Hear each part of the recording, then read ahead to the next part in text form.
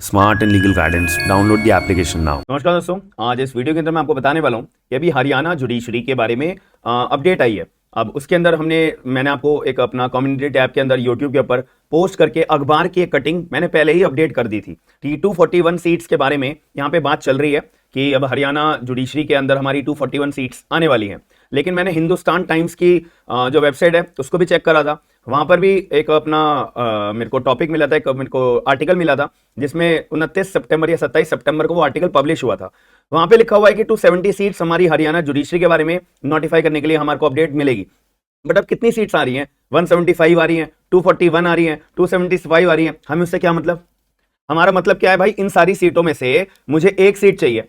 But इतना confirm है भाई 175 से ऊपर सीटें आएंगी, बात ही खत्म। तो मेरे को तो एक सीट चाहिए केवल, तो मेरे को ध्यान किस पे देना है? केवल एक सीट पे ध्यान देना है। क्वांटिटी जितनी मर्जी आए, अब चाहे 10 पोस्ट में आएंगे, पेपर तो देने जाऊंगा ना मैं, क्योंकि एक पोस्ट के लिए मुझे लड़ाई करनी है। मेरे को एक पोस्ट के लिए अपने आप को जज बनाने के लिए एग्जाम पे ध्यान देना है। तो आप इधर उधर की बातों पे बिल्कुल ध्यान साइड रखते हुए अपने कंसंट्रेट केवल अपनी पढ़ाई पे रखो कि भाई कौन कौन से टॉपिक्स आ रहे हैं, मेरे को कोई ये बता दो। प्रीलिम्स में मेरे कितने टॉपिक्स आ रहे हैं, मुझे कोई ये बता दो। मेंस में कितने आ रहे हैं, एंड इंटरव्यू पे क्या हिसाब किताब रहता है, मुझे बस इतनी जानकारी दे दो। एज लिमिट क्या है, क्वालिफिकेशन क्या है, कि क्या अगर मैं फाइनल ईयर एलएलबी का बच्चा हूं, पेपर दे सकता हूं या नहीं दे सकता? क्लियर बात भाई, नहीं दे सकते। लॉ की डिग्री आपके पास है, आप पेपर दे सकते हो। एज लिमिट 21 साल के अगर आप हो मिनिमम, 21 प्लस, और 42 साल का व्यक्ति मतलब 42 ईयर से नीचे नीचे वो सारे लोग पेपर दे सकते हैं। क्लियर बात है यहाँ पे। तो आपको इधर उधर की बातों पे ध्यान नहीं देना। कितनी वैकेंसी आ रही है भाई? अच्छा 150 आ रही है, अच्छा 200 आ रही है, अच्छा 250 पोस्ट आ रही है, क्या फर्क पड़ता है? आप ध्यान रखिएगा, केवल मेरे को ध्यान देना है, अपना एक पोस्ट के लिए लड़ाई करनी है। उसी के लिए मेरे जो जो टॉपिक्स आने हैं इतना बेहतर बनाना है कि एग्जामिनर को कंफ्यूज कर देना है कि एग्जामिनर क्वेश्चन मुझसे पूछे कहां से। तो उसको कंफ्यूज करने के लिए मुझे आज रात रात भर जाग के भी अगर मुझे मेहनत करनी पड़ेगी ना, मेरे को मेहनत करनी है, हर हाल में करनी है। याद रखना, जब तक एग्जाम नहीं निकाला जाएगा, जब तक मुझे उम्मीद नहीं छोड़नी है, याद रखिएगा। तो इसके लिए सबसे पहले मैंने बता दिया, एज लिमिट 21 से 42। नेगेटिव मार्किंग होती है? हाँ जी भाई होती है। नेगेटिव मार्किंग आपके प्रीलिम्स के एग्जाम में होती है। 0.25 की मार्क्स की अपनी जो भी अपना पैटर्न रहता है माइनस मार्किंग का, 0.25 की नहीं होती, सीधा एक नंबर काट लिया जाएगा आपका। जैसे कि यहां पे ना 125 क्वेश्चंस प्रीलिम्स में देखने को मिलती हैं, और एक क्वेश्चन आपका 4 नंबर का होता है। टोटल आपका पेपर होता है 500 नंबर का।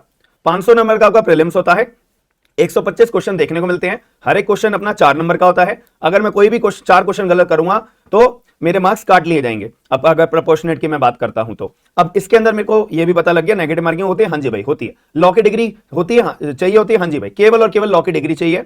आप फाइनल ईयर के बच्चे हो, पेपर नहीं दे सकते। क्लियर बात है। अब इसके बारे में सर मेरे को कोई ऑफिशियल नोटिफिकेशन के बारे में जानकारी पे मेरे को कोई बता देगा तो बहुत बढ़िया रहेगा। तो मैं आपको ऑफिशियल नोटिफिकेशन ओपन करके दिखा रहा हूं। ये देखो, ये ना हमारी पुरानी वाली जुडिशियल जो भी लेटेस्ट पहले हुआ था 2021 के अंदर, ये उसकी नोटिफिकेशन थी। वहां पे ना हमारी 256 पोस्ट आई थी। ठीक है, ये तो हमें इससे कोई मतलब नहीं, पेपर सब हो गया है। अब यहां पे हम बात करें एग्जाम पैटर्न की, एज लिमिट की मैं बात करूं, देखो 21 साल से लेके कोई भी व्यक्ति 42 साल का है वो पेपर दे सकता है। जनरल वाले की मैं बात कर रहा हूं।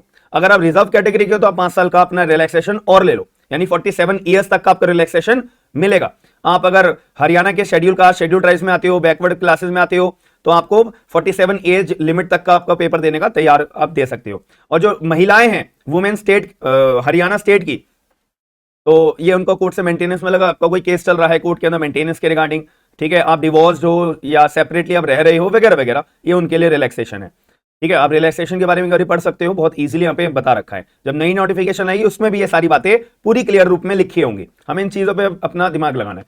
अब हमारा एग्जाम कितने पैटर्न में होता है? 3 स्टेजेस में होता है, प्रीलिम्स, मेंस, इंटरव्यू। ये 3 स्टेज निकालना सबसे ज्यादा जरूरी आपका टारगेट होना चाहिए। ध्यान आपको इस पे लगाना है भाई, तीनों स्टेज निकालनी है, सिलेबस प्रिपेयर करना है। ध्यान उस पे मत लगाओ कितनी वैकेंसी आ रही है कितनी नहीं आ रही। क्लियर बात है। अब यहां पे लिखा हुआ है जो मेंस का सिलेबस है वही आपका प्रीलिम्स का सिलेबस होगा। क्लियर बात है।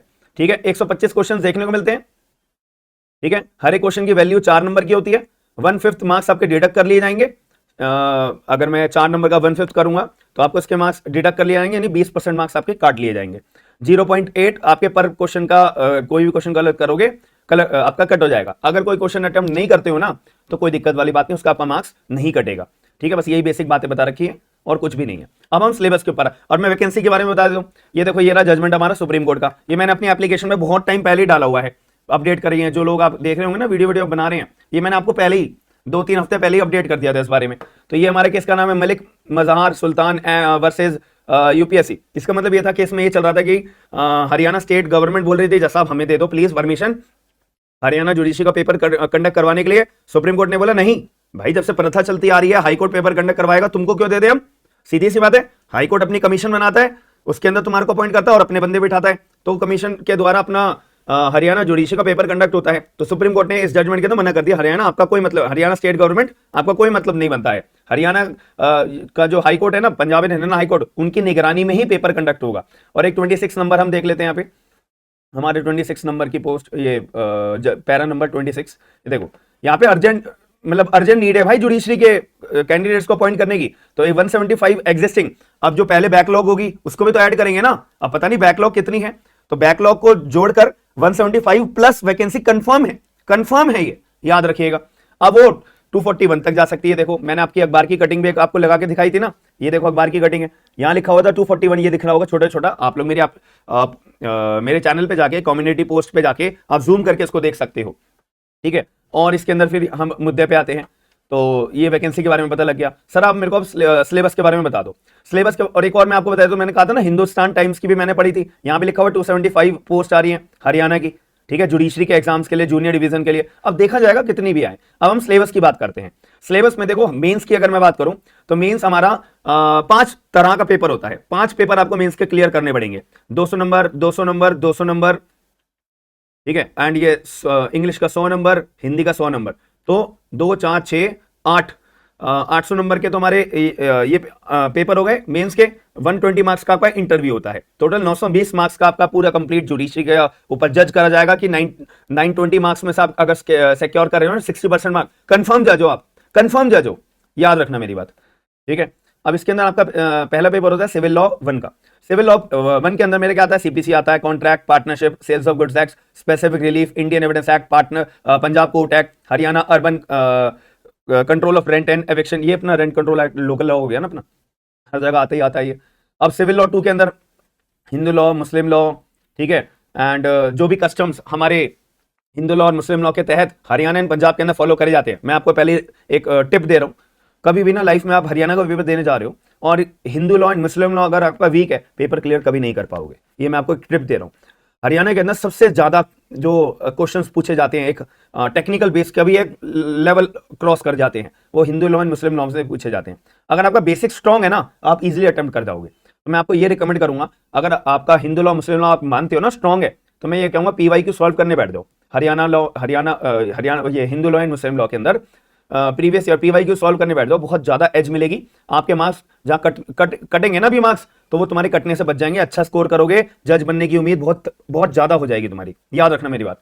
क्रिमिनल लॉ की बात करें, IPC, अपना CRPC एविडेंस, ये तो प्रथा है भाई, ये तो आएंगे ही आएंगे, ठीक है। एस्से राइटिंग में इंग्लिश का आपको एस्से लिखना है 100 नंबर का, ठीक है। प्रेसी राइटिंग हो गई, कॉम्प्रिहेंसिव करेक्शन वगैरह वगैरह, मतलब 1000 नंबर का पेपर हो गया ना आपका।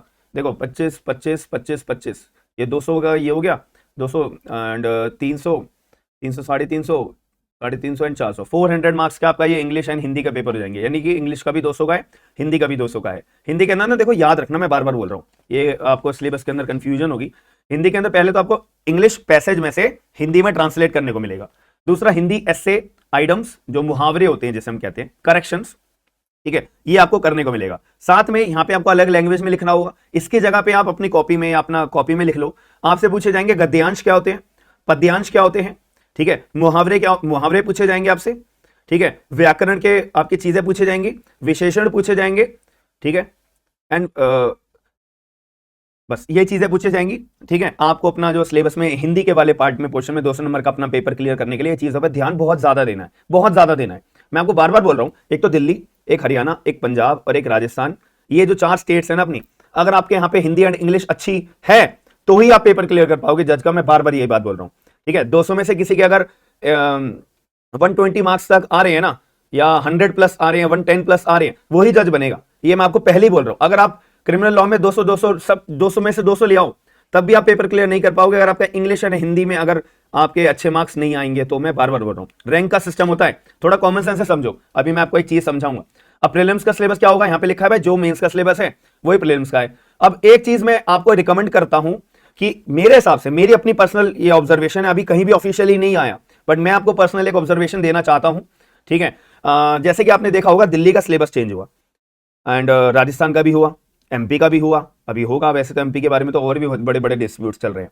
तो ज्यादातर अपने जुडिशरीज में आपका डोमेस्टिक वायलेंस एक्ट, आपका पॉक्सो एक्ट, पोश act and juvenile justice act, ठीक है, एंड प्रोबेशन ऑफेंडर एक्ट, ठीक है, एंड भी एक दो हमारे एक्ट हैं जो मेरे अभी दिमाग में नहीं आ रहे। तो ये जो सारे एक्ट्स हैं ना, मतलब आप समझिए offences against women and children के ऊपर जितने भी कानून हैं वो सारे के सारे ऐड हो चुके हैं। लेकिन अभी मैंने आपको क्या बताया, हरियाणा का सिलेबस बताया, पुराना वाला सिलेबस है, इसमें कहीं भी आपको पॉक्सो एक्ट देखने को नहीं मिल रहा, पॉश एक्ट देखने को नहीं मिल रहा, जेजे एक्ट देखने को नहीं मिल रहा, आपका और भी जो भी मैंने आपको ऑफेंसेस बताए, ये एक्ट्स बताया, प्रोबेशन ऑफेंडर वगैरह, ये सब कहीं, डोमेस्टिक वायलेंस एक्ट, ये कहीं देखने को नहीं मिले हैं। तो क्या हरियाणा के अंदर भी उम्मीद है इन एक्ट्स को ज्वाइन करने की? भाई पूरी पूरी उम्मीद है, क्योंकि सुप्रीम कोर्ट का एक जजमेंट ऑफिशियल अपडेट के साथ में आया था कि अब जो जितने भी जुडिशियरी एग्जाम्स होंगे वहां पर ये सारे women's offences against women and children के जितने भी कानून है, हर जुडिशियरी एग्जाम्स में इसको डालना बहुत जरूरी है एंड मैंडेटरी है। इसीलिए दिल्ली के अंदर भी सिलेबस चेंज करके ये सारे सब्जेक्ट्स डाले गए थे। अब हरियाणा का जब पेपर होगा तो कंफर्म मेरे को लगता है कि यहां पे सिलेबस चेंज कंफर्म हो सकता है, क्योंकि ऐसा पॉसिबल है ही नहीं कि सुप्रीम कोर्ट का जजमेंट आ चुका है और हरियाणा वाले अपना सिलेबस अपडेट करे ही नहीं। तो हमारे को केवल इस चीज पर ध्यान देना है, नोटिफिकेशन का वेट करना है। मोस्ट प्रोबेबली नवंबर तक मेरे हिसाब से आ जानी चाहिए। अगर कोई इलेक्शन वगैरह का डिस्प्यूट हुआ कि उनके स्टेट में जो इलेक्शन की डेट है वो आ गई है, पास में है, करीब है, तो तब मैं ये बोलूंगा एग्जाम डिले हो सकता है, वरना एग्जाम डिले नहीं होगा और एग्जाम की नोटिफिकेशन हमें देखने को जल्दी ही मिलेगी। तो हमें किन पॉइंट्स पे ध्यान देना है? पहले सब्जेक्ट के ऊपर सिलेबस जो हमारे को बताया उन चीज पे, मेरे सिलेबस बिल्कुल जीरो है ना, मैं तब भी बोल सकता हूँ एग्जाम क्लियर कर सकते हो, ज्यादा टाइम नहीं है। बस ये है कि आपको अपनी नाइट लगानी पड़ेगी, रात भर बैठ के आपको पढ़ना पड़ेगा, क्योंकि भाई बड़ी पोस्ट है, ऐसे ही आपको कोई जज नहीं बना रहा है। तो आपने अगर मेहनत करी होगी अपने ऊपर तो 100% अपने आप को कॉन्फिडेंस रखो कि मैं एक अच्छा इंसान तो बन चुका हूं लॉ की फील्ड में, जज भी मैं बहुत जल्दी बन जाऊंगा। पेपर क्लियर कर सकोगे आप अगर आपकी तैयारी अपने हाथों में होगी। आपका पीवाईक्यू आपने सॉल्व करे होंगे, मेंस के पीवाईक्यू आपने सॉल्व करे होंगे, मॉक टेस्ट पेपर दिए होंगे, मेन बात है सब्जेक्ट्स प्रिपेयर करे होंगे, तभी तो आप पीवाईक्यू सॉल्व कर पाओगे, तभी तो मेंस के पीवाईक्यू सॉल्व कर पाओगे, तभी तो मॉक टेस्ट पेपर दे पाओगे। अब तुम्हें कुछ आता ही नहीं है तो कैसे कर पाओगे? तो इसीलिए पहले हमारे को जो कुछ नहीं आता वो पढ़ के अपने आप को स्ट्रांग बनाना है पेपर के अंदर। याद रखिएगा, कितनी वैकेंसी आ रही है भाई, में मतलब ही क्या है? अगर एक भी पोस्ट आएगी तो भी पेपर देने जरूर जाना पड़ता है। याद रखना, हो सकता है कि हजारों की तादाद में तुम ही वो एक इंसान क्यों ना हो जिसने पेपर क्लियर कर लिया हो, समझे?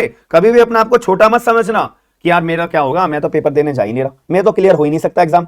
ऐसे तुम्हारे जैसे 10 बंदे और बैठे हो सोच के साथ में और वो भी ना गए हो, लेकिन आप में से एक 11वां बंदा पेपर देने चला गया, उसका पेपर क्लियर हो गया। फिर तो अपॉर्चुनिटी अपने पास आती है ना, उसको ग्रैब करना सीखो। कभी भी ये मत भागो, अरे इसमें तो 2 पोस्ट है, इसमें तो 4 पोस्ट है, मैं क्या करूंगा, मैं तो नहीं दे रहा पेपर।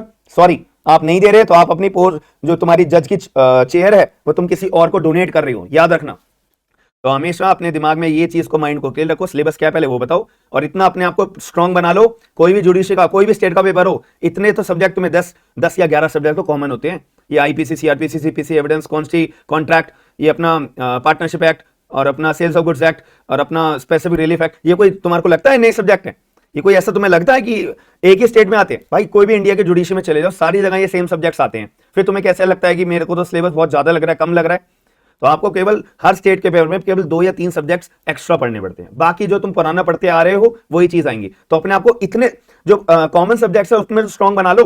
अब तुम इसमें भी स्ट्रांग नहीं बना रहे, उसमें भी तुम ये सोच रहे हो कि नहीं आधा आधा पढ़ लेता हूं, अच्छा इंपॉर्टेंट क्वेश्चन बता दो, तो सॉरी, जज बनने के लिए पूरी मेहनत करनी पड़ती है, ऐसे आधी अधूरी मेहनत नहीं चलती है, याद रखिएगा। अगर आप लोग जुडिशरी की तैयारी कर रहे हो तो याद रखिएगा 12 अक्टूबर सुबह 11 बजे डेली हमारी लाइव क्लासेस और रिकॉर्डेड क्लासेस आपको इंडियन पिनल कोड 1860 की मिलेंगी। रैंकर्स बैच, हम एक नया बैच लॉन्च कर रहे हैं जिसमें आपको 3 क्लासेस बिल्कुल फ्री मिलेंगी और केवल 1500 रुपीज में आपको पूरा का पूरा कंप्लीट एक्ट मिलेगा, जिसमें प्रीलिम्स की तैयारी, मेंस की तैयारी और जो मेंस के आपको नोट्स मिलेंगे वो कंप्लीट क्वेश्चन आंसर फॉर्म की तरह मिलेंगे। और अगर आपको डेमो क्लासेस के ऊपर देखनी है तो 3 क्लासेस फ्री है और नोट्स कैसे मैं प्रोवाइड कराऊंगा आपको मेंस पर्सपेक्टिव के तौर पे, वो भी मैंने एप्लीकेशन के ऊपर, जब आप बैच के ऊपर जाओगे वहां पे आपको फ्री कंटेंट के अंदर आपको एक नोट्स का सैंपल मिल जाएगा, एक अपना जानकारी लेने के लिए। तो अगर आप लोग ये तैयारी कर रहे हो ना जुडिशरी की, तो सबसे जरूरी है इन बैचेस को ज्वाइन करना। और आपको लगता है यार मेरे को ना इंडियन एविडेंस एक्ट में मेरे को बहुत ज्यादा वीकनेस है, तो कोई मेरे को इंडियन एविडेंस एक्ट का बैच मिल जाए, वो भी आपके लिए अवेलेबल है। यहां पे आपको स्क्रीन के ऊपर दिख रहा होगा, आप एप्लीकेशन के ऊपर जाओगे, स्टोर के अंदर आपको इंडियन एविडेंस एक्ट का भी बैच मिल जाएगा।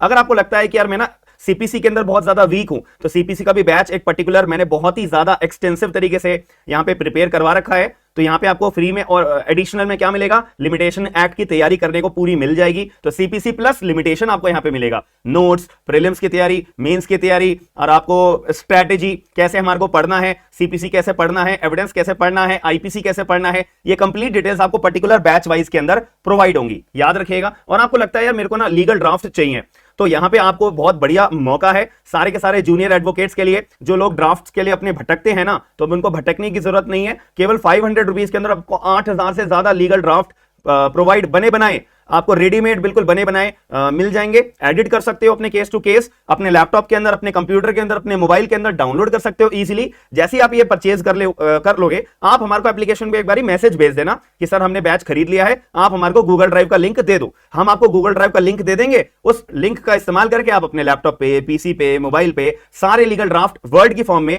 डाउनलोड करके अपना एडिट भी कर सकते हो अपना केस टू केस के ऊपर। और आपको लगता है कि मैं अभी AIB 18 की तैयारी कर रहा हूं, तो AIB 18 के लिए हमारे को PYQs की जरूरत होती है। केवल 215 रुपए के अंदर आपको मैंने सारे के सारे AIB के अपने ऑफिशियल क्वेश्चन पेपर्स, आंसर्स सारे प्रोवाइड करा दिए आपको PYQs की अपनी तैयारी के लिए, जो बहुत ही ज्यादा बेनिफिशियल रहेंगे, याद रखिएगा। और आपको यहां पे एप्लीकेशन डाउनलोड करने का फायदा क्या है, मेरे को कोई बैच नहीं खरीदना, मेरे को कोई कोर्स नहीं खरीदना, तो मैं एप्लीकेशन डाउनलोड क्यों करूं? इसलिए करोगे क्योंकि यहां पे आपको फ्री कंटेंट, बहुत ही ज्यादा अच्छा मटेरियल मिलता है। दूसरी बात, जो भी डेली एग्जाम्स आते हैं, नोटिफिकेशन आती है, जॉब्स आती हैं, उसकी सबसे पहली नोटिफिकेशन आपको एप्लीकेशन के जरिए प्रोवाइड हो जाती है।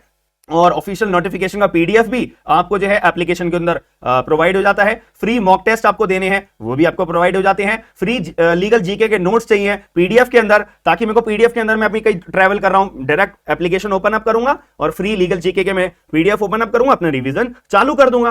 तो ये इस चीज के लिए भी आपके लिए एप्लीकेशन बहुत ही ज्यादा इंपॉर्टेंट है। पूरी मार्केट में सर्च कर लेना, ऐसी एप्लीकेशन इतनी सारी मटेरियल के साथ में आपको कहीं नहीं मिलेगी, याद रखिएगा। और एप्लीकेशन डाउनलोड जरूर करके अपना फायदा, अपना जो भी लगता हो वो अवेल जरूर करिएगा। बाकी अगर आपको वीडियो इन्फॉर्मेटिव लगी है तो वीडियो को लाइक जरूर करेगा, चैनल को सब्सक्राइब जरूर करेगा। एंड मैं ये कोशिश करूंगा हरियाणा के लिए भी कोई ना कोई एक नया बैच लॉन्च करूं, अगर आप लोग चाहते हो तो कमेंट बॉक्स के अंदर जरूर बताइएगा। बाकी मिलता है नेक्स्ट वीडियो के अंदर। थैंक यू, धन्यवाद।